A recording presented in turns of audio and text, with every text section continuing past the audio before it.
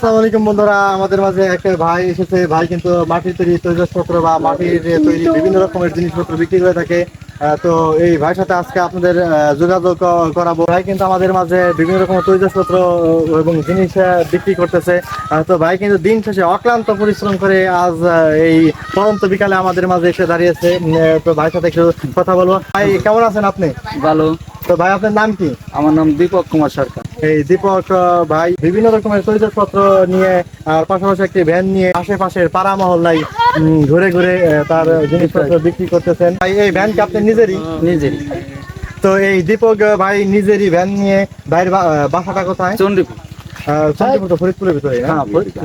তো ভাই কিন্তু ফরিদপুর সদরের চণ্ডীপুর থেকে এসেছেন আমাদের এই ফরিদপুর সদরের অন্য এক অঞ্চলে।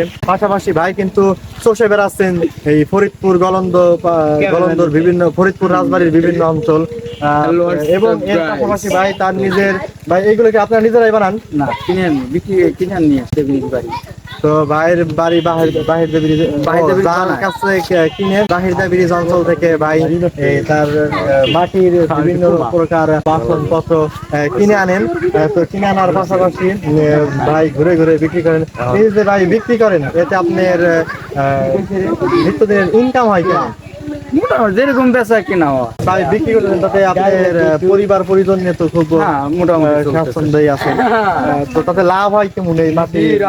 মোটামুটি 30 টাকা কামায়। শতকরা হিসেবে তার 30% কিন্তু লাভ থাকে, মানে শতকরা 30 টাকা লাভ থাকে। তো এতে দেখা গেল যে 1000 টাকা বিক্রি করেন, তো তার 300 টাকা রইতেছে বা 2000 টাকা বিক্রি করলেন। তো ভাইয়ের এতে কিন্তু 3200 টাকা, ভাই যা বললেন যে তার 3200 টাকা বিক্রি হয়। তো 3200 টাকা বিক্রি হয়ে থাকে, 3000 কাছাকাছি যদি তার বিক্রি হয়ে থাকে, তো আমরা জানি নিয়ারলি 900 টাকা থাকে, 900 টাকার কাছাকাছি থাকে ভাইয়ের এই প্রতিদিনের বেচা কিনা। তো আমাদের দীপক ভাইয়ের কাছ থেকে এক এক করে জানিয়ে নিব কোনটার দাম কেমন কি।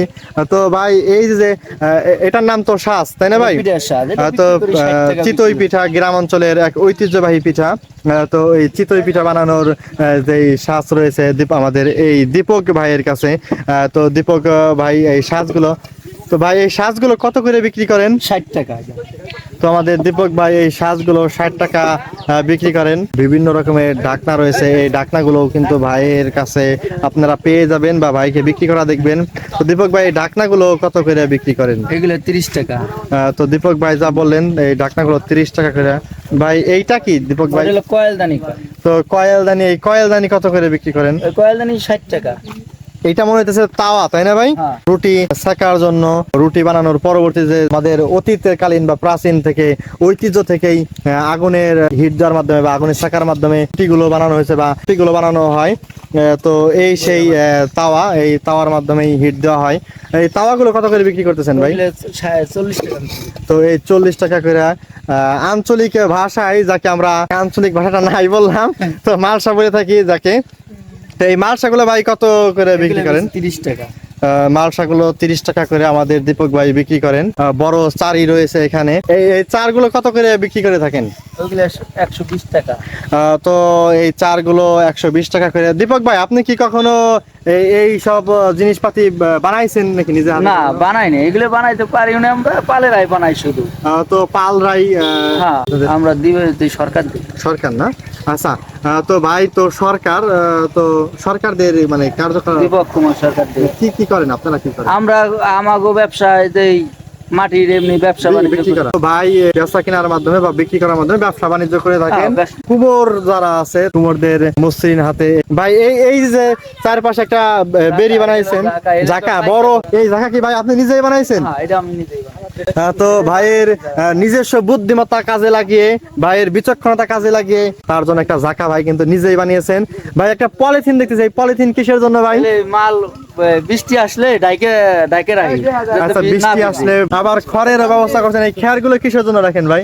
এগুলো যে জাকিতে যাতে না কাটে, না ভাঙে।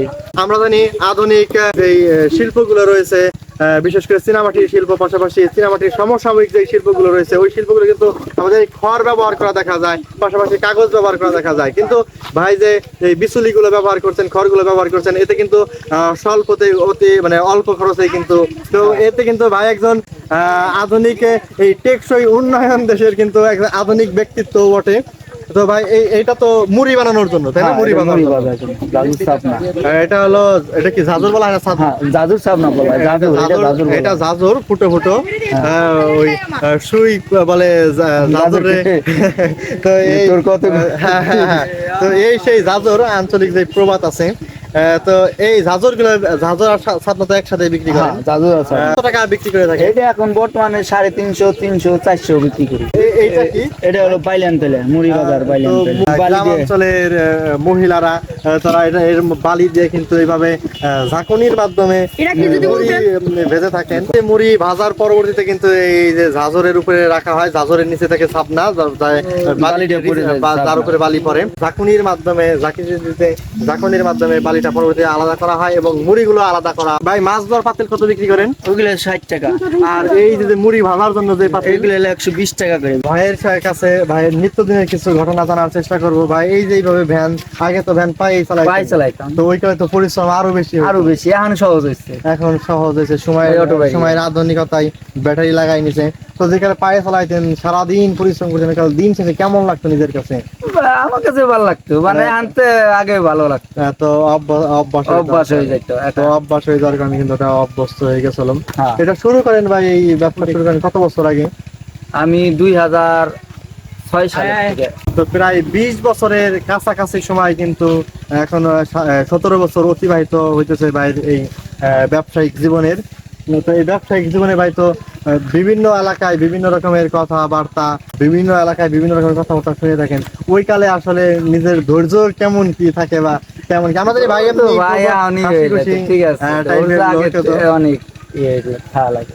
তো ব্যবসা করতে ধৈর্য লাগে বেশি। ধৈর্য লাগে বেশি, এক একজন এক এক কথা কইতেছে, মানে শোনা যাইতেছে। ধরেন আপনিও স্বাভাবিক কথা বলতেছেন, হ্যাঁ, সেও তারাও কথা বলছে, স্বাভাবিক কিন্তু কথা। তার মাঝখানে বাঁকা একটা খুচা কথা মারা করা কইতেছে। কথা বলে দিচ্ছে। তো ওই কালে তো ধৈর্য ধরে হ্যাঁ, তো ওই তো অনেক ধৈর্য ধরা লাগতেছে, তার ডা ফেলাই দিয়ে আমারটা একটু ফিল করা হয়। এছাড়া কোনো ঝাই ঝামেলা এই পর্যন্ত আপনার হয়েছে না কিনা? না, কোন ঝামেলা কোনো দুর্ঘটনার শিকার হয়েছেন কিনা? না, এইভাবে আমার সব জায়গায়, এইদিকে আপনার হামেদরাট, দৌলতদিয়া ঘাট, আমি সব জায়গায় এই আশপাশে। আর রিসে মোমেন্টা মায়ে যাবার কামাটাঙ্গি কোনো ইয়া। তো ভাইয়ের সন্তানাদি আছে কয়জন? 2 ছেলে। খাবার কোন জায়গা থেকে খান? খাবার তো আবার বাসার সাথে নিয়ে আসি আমি। তো খাইন তো, মানে দুপুরের খাবারটা দুপুরের খাবার যে জায়গায় বসে পাই, সুযোগ সুবিধা খাইন কোন জায়গা, মানে আশেপাশে যে জায়গা হয়, মানে সুযোগ সুবিধা যেরকম এই যে মোমিন খা, যেরকম এই যে আপনাকে দেখাইছি, যা খাইলাম হলো আপনার ওই যে দোকান উঠছে না কয়টা, ওই যে মসজিদে যে বড় মসজিদ, বড় বাড়ি পাশে বসে খাই। আর নইলে আফজাল মন্ডল রাটে বসে খাই। ঠিক আছে। তো এই যে যারা কাজ করতেছে ভাই, আর একটা কথা বলার চেষ্টা করেন, মানুষের পেশাগত দিক থেকে সম্মান দেওয়ার চেষ্টা করেন না।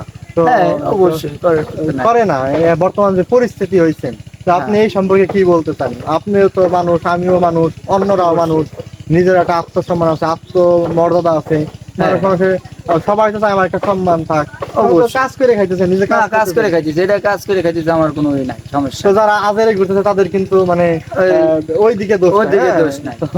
তো এই সম্পর্কে কি বলতে চান, মানে মানুষকে, যে মানুষ আপনাদের প্রতি কেমন, শুধু আপনিই না, যারা ব্যবসা বাণিজ্য করতেছে তাদের প্রতি তারা মানুষ সবাই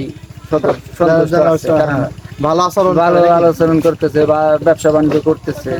তো আপনারা আশেপাশে অঞ্চলে যারা আছে তাদের প্রতি ভালো আচরণ করার চেষ্টা করবেন, ভালো ব্যবহার করার চেষ্টা করবেন। ঠিক আছে। একটু মুস্কি হাসি মারছে যে ভাই, আমাদের সেই দীপক ভাই। এই দীপক ভাই সম্পর্কে আমরা এতক্ষণ যাবত বলতে লাগছিলাম। আমাদের যদি ভিডিওটা ভালো লেগে থাকে, আমাদের দীপক ভাই সম্পর্কে আপনারা কমেন্ট করার চেষ্টা করবেন, আমরা কমেন্টে বিস্তারিত তথ্য দেওয়ার চেষ্টা করব।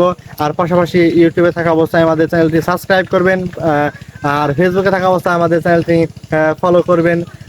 দীপক ভাইয়ের পাশাপাশি আমাদের আরো অন্যান্য ভিডিও নিয়ে আপনাদের মাঝে হাজির হব। তো আজ এই পর্যন্তই, সকলে সুস্থ সুন্দর জীবনযাপন কামনা করেই এই পর্যন্তই রাখছি। সুস্থ থাকুন, সুন্দর থাকুন এবং নিজেদের প্রতি যত্ন রাখুন।